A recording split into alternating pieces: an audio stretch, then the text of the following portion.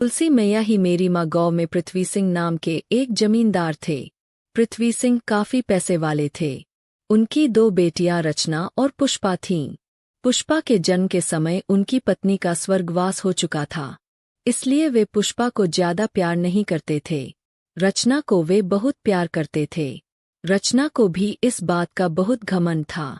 वह भी अपनी बहन पुष्पा से नफरत करती थी। रचना के लिए बढ़िया से बढ़िया पकवान बनाए जाते थे। पुष्पा को उसका बचा हुआ भोजन मिलता, कभी वह भी नहीं बचता तो वह भूखी ही सो जाती थी। धीरे धीरे समय बीता और दोनों बेटियां बड़ी हो गई। पुष्पा सुबह जल्दी उठकर स्नान आदि करके घर के आंगन में लगी तुलसी की बड़े मन से पूजा करती। उसके बाद मंदिर जाती, वहां से आने के बाद सारे घर का काम करती। रचना देर से उठती और वह स्नान आदि करके घूमने चली जाती थी। एक दिन पुष्पा ने रचना से कहा, बहन हमारी मौं नहीं है। मैंने तो तुलसी मौं को ही अपनी मौं मान लिया है। जब मैं सुबह इनकी पूजा करती हूँ तो मुझे इनमें मौं की छवि दिखाई देती है। तुम भी सुबह मौं तुलसी की पूजा किया करो और मेरे साथ मंदिर चला करो। रचना ने कहा, मैं किसी पेड़ को अपनी मौं नहीं मान सकती। तुझे जो करना है वो कर, मुझे किसी चीज की जरूरत नहीं है जो मैं पूजा पाठ करूं। यह कहकर वह घूमने चली गई। कुछ दिन बाद पृथ्वी सिंह ने एक बहुत अमीर खानदान में लड़का देखकर रचना का विवाह तय कर दिया। रचना बहुत खुश थी। उसने पुष्पा से कहा, देखा मेरा विवाह भी अच्छी जगह हो रहा है। अब मैं पूरी जिंदगी मजे करूंगी, बिना पूजा पाठ किए मुझे सब मिल गया। पुष्पा ने कहा, बहन तुम मानो या न मानो यह सब तुलसी मैया की कृपा है। जिस घर के आंगन में तुलसी मैया का पौधा होता है और उनकी पूजा होती है, उस घर में कभी कुछ अशुभ नहीं हो सकता। रचना ने कहा, ये सब किस्मत से मिलता है। तूने बचपन से आज तक तुलसी की पूजा की, पर तुझे हमेशा पुराने कपड़े और जूठन ही खाने को मिली। मुझे बिना कुछ किए सारे सुख मिले। पुष्पा ने कहा, बहन इतना घमंड करना ठीक नहीं है।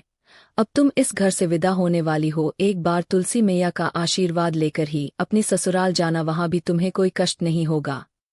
तभी पीछे से पृथ्वी सिंह की आवाज आई, तू अपनी चिंता कर, रचना को कोई कष्ट नहीं हो सकता, क्योंकि उसके लिए मैंने ऊंचा खानदान देखा है और खूब दान दहेज देकर उसे विदा करूंगा। इस सब में तुलसी की पूजा पाठ से कोई फर्क नहीं पड़ता।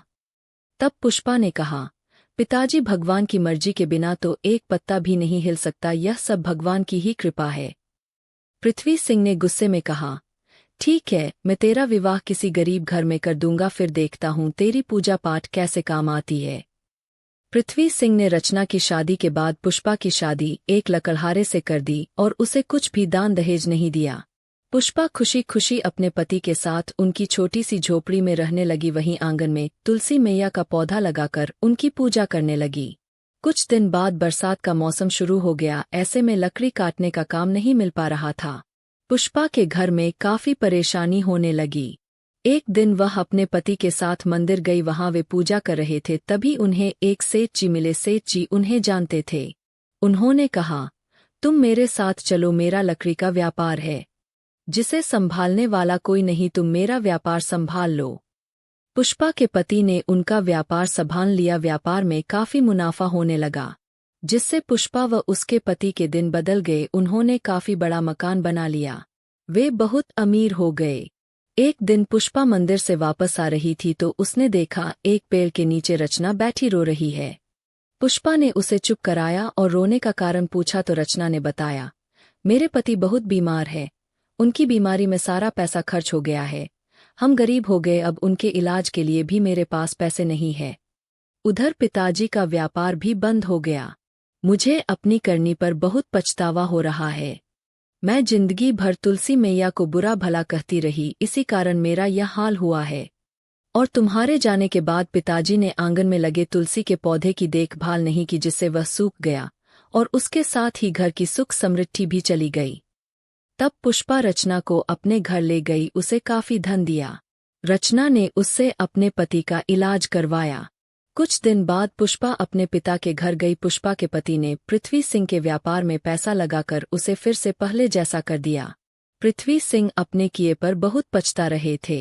सबने मिलकर आंगन में मौ तुलसी का पौधा लगाया और नियम से मौ की पूजा करने लगे।